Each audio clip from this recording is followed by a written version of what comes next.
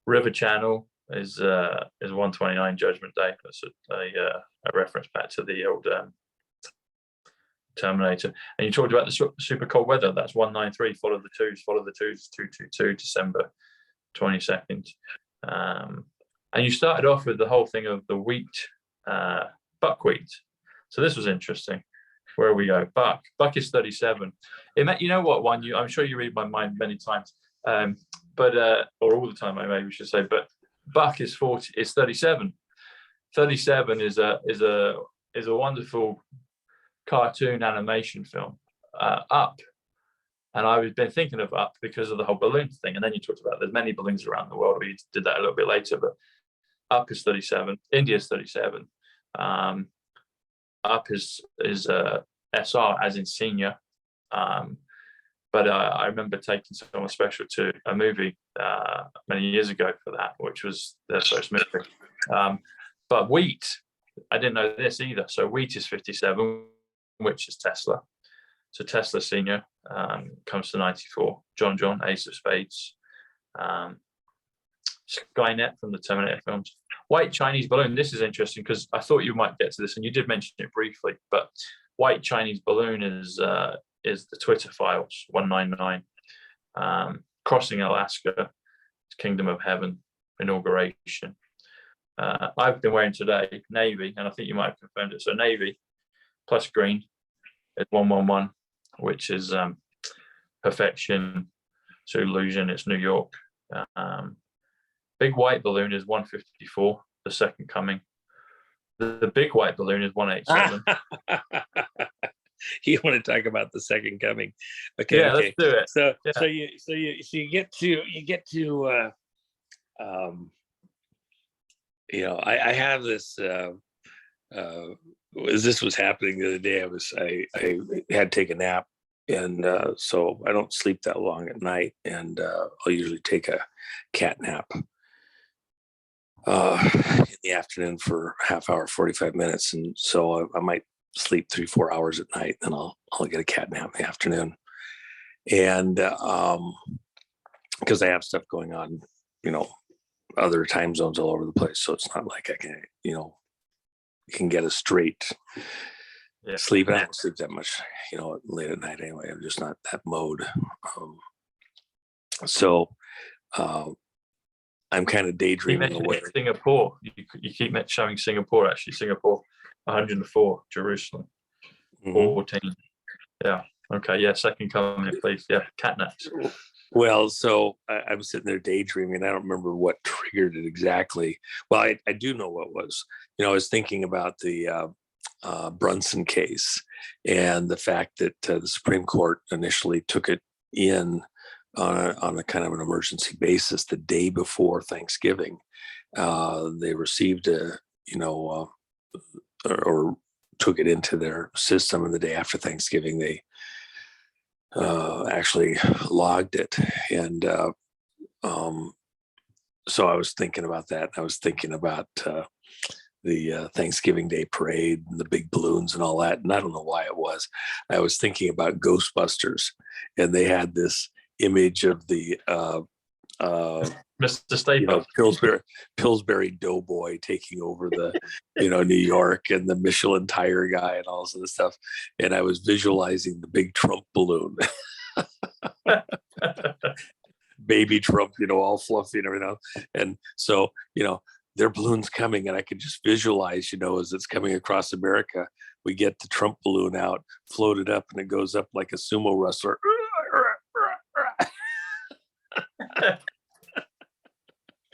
Fighting the Chinese balloon, ripping its surveillance sensor array off of it, and all this. I was just balloon wars. Trump's back. How could it happen? I love it. Oh my gosh. The fighting the deep state. Who's he actually fighting? Is he fighting China? Or is he fighting the deep state? So lots of fun stuff there. Anyway, yeah, I kind of, that was one of those dreams I didn't want to wake up from, but I got a phone call or something. So well, thanks, buddy. It's been really great today. Thank you for always for everything. And Ghostbusters 173, which is Knights Templar. It's also voice modulator. We talked about the modulator earlier with the 119, Nikola Tesla. But Ghostbusters is 154, which is Second Coming. The Second Coming, I should say. So you add the S, it takes you to 173. Yeah, but yeah, the blimp.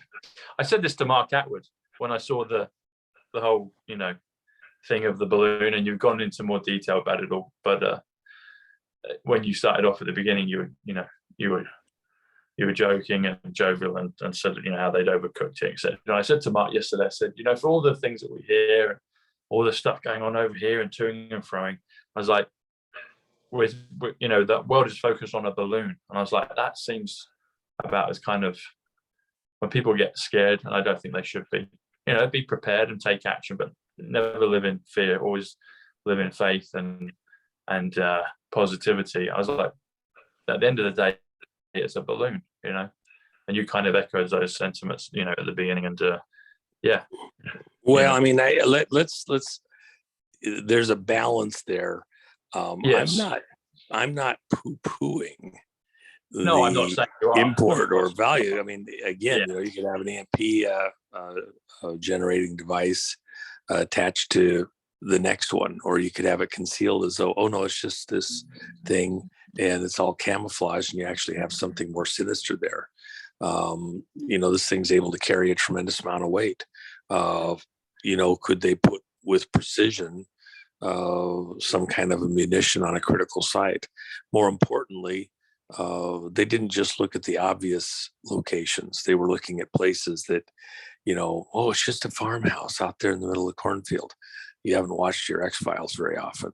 There's lots of bizarre locations that look innocent and actually conceal very sophisticated things. And some of them are in the mountains and places that you wouldn't necessarily expect them to be. This is spy versus spy stuff. Looking at my buddy's history here. There's things going on behind the scenes that people that understand where this kind of thing goes aren't really sleeping at night. They're not just lounging out.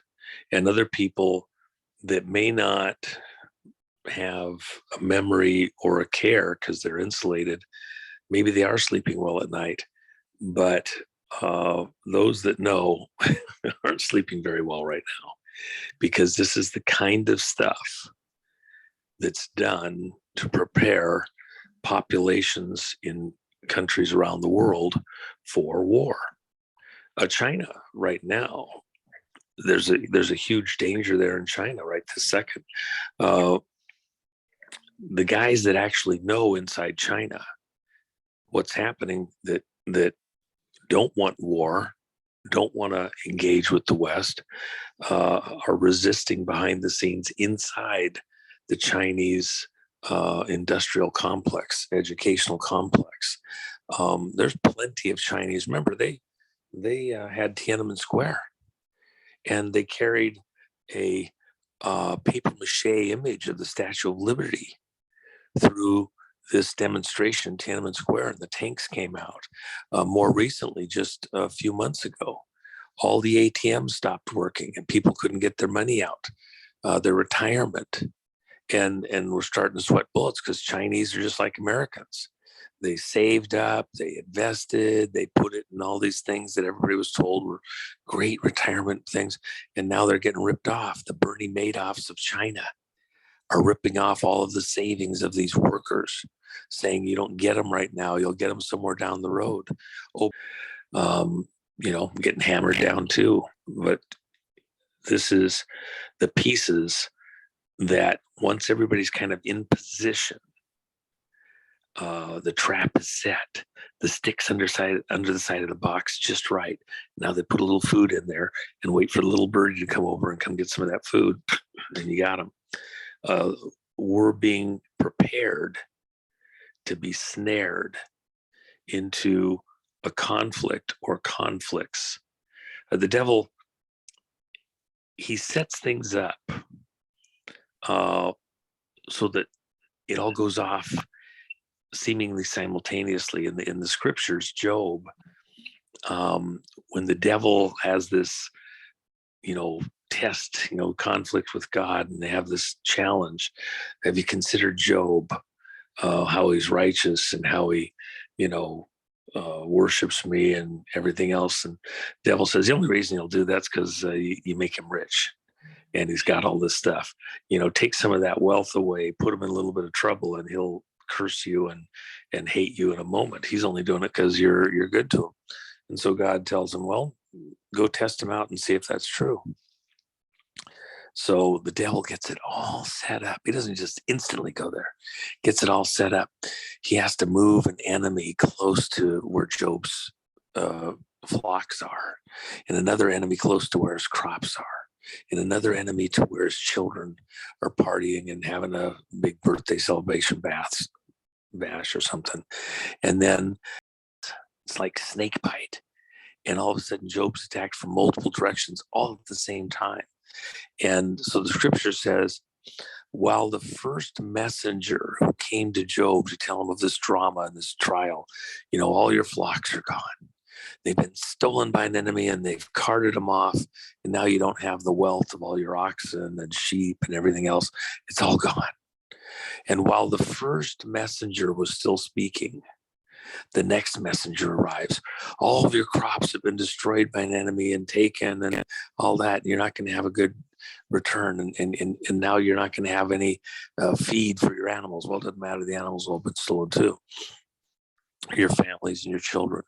Oh my gosh. And then the third messenger shows up while the first two messengers are still speaking, and says, your kids have been killed off, and an enemy's come and attacked and dragged the women off, and they're all raped and pillaged and everything else. Okay. The devil likes to get everything set up, and then he hits the big red button, the panic button all at the same time. We're being set up here in the West to get hit from multiple directions at the same time. And really big stuff like this is going to have to be pulled out of nowhere and send stuff like that out to see what's going on. We're getting set up to have one heck of a series of conflicts in the military arena across the world all at the same time. And it's going to kill a bunch of people. It's not lackadaisical. Moms should be concerned for their children in these weird places. Is whatever conflict is coming, is it actually really going to have been worth it? Is it going to make a difference? Is it going to have saved the world? What was the purpose of prodding and prodding and prodding and prodding and prodding and prodding Russia in the Ukraine? For a dozen years, the IMF has been pumping money into the Ukraine to push back on the Soviet Union, or Russia. Soviet Union's gone. We won World War III. Agitating. Russia tried to make peace with the West, create an economic relationship that would, put their interests together. Europe needs natural gas for heat. It needs oil to run all of its stuff. Russia gets, economic packages together and sends oil and gas across the Ukraine towards Germany and Europe to supply some of those energy needs and get money and build a relationship based on commerce. But some people, places in the world, they don't want the energy to come from Russia because they don't control Russia the same way that they control the Mideast. And so they want those pipelines destroyed. They had a plan. They wanted the pipelines to come from Saudi Arabia up through Syria. Well, Why would you go through Syria? That's a war zone. Well, at the time, it wasn't a full war zone. Somebody wanted to make it a war zone and break it into pieces, divide and conquer. That's the British way. And run it up through Turkey and then into Europe. Well, that's not going to happen now. So where's the oil going to come from to supply Europe? Where's the natural gas going to come from to supply Europe's energy needs for the next 50, 100 years? Now they want to run it off from the coast of Israel and Lebanon and up through by Montenegro. By the way, Montenegro, just for people that don't know, that's where they filmed Casino Royale with James Bond and had the big gambling thing. Okay. Beautiful, beautiful area of the world up past the boot of Italy and into Europe that way. You're looking at a global multi-level chess game. There's boards for the politics, boards for the military, boards for guys like this. All of them, what's happening in the open and what's happening behind the scenes that you didn't even know about. Stories that won't come out for 20, 30 years from now if we're still here. And you find out what's really going on behind the scenes. Even at this exact moment. And pretty soon, somewhere in here, we're going to have people doing that, going into an emergency situation with seconds to go, or stuff like that, getting ready to go to war. By the time you hear about it, those guys will have already been in the field for days, hours, doing stuff, getting ready, as they are right now, getting ready to take us all to war. Somebody has a plan. People in this audience need to start getting their minds around it and realize that, is this, who benefits? Is this really necessary? Does this actually make any sense? Is it just somebody trying to vie for economic control 10, 15, 20 years from now for this family or that? And your kids are cannon fodder. Same thing over in China.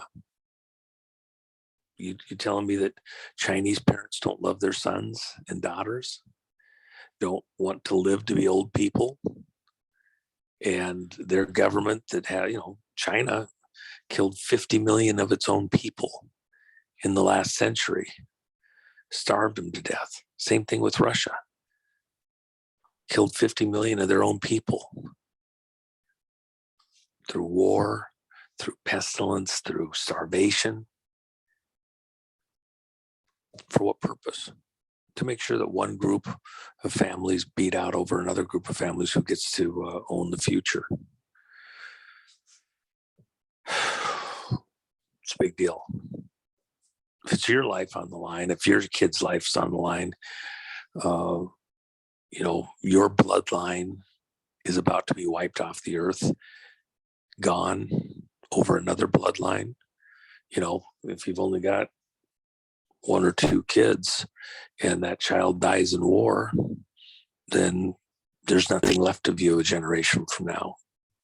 It's somebody else's bloodline, and that's the end of the branch on the tree that's you cut off. History goes on without you. It's a big deal.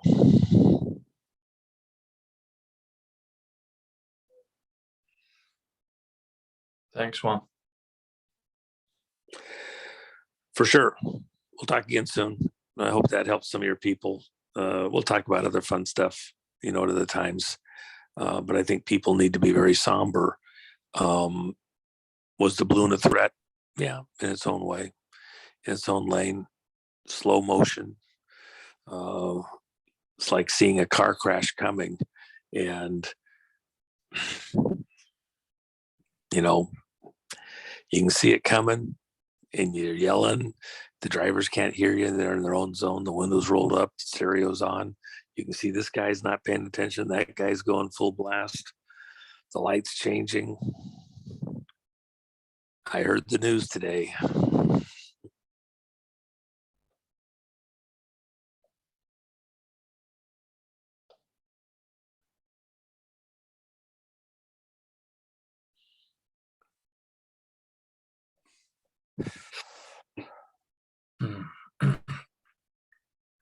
Thanks, Mom. All right, guys. Talk soon. Thank you. Click the link below for Jennifer and Juan's products, the jacket, and make sure you're subscribed to the Tom Number Show and Psych Club. And I have an announcement coming soon, so watch this space. Thanks, everyone. God bless. Thank you, Juan. Speak soon. All right. Bye. Bye. Bye.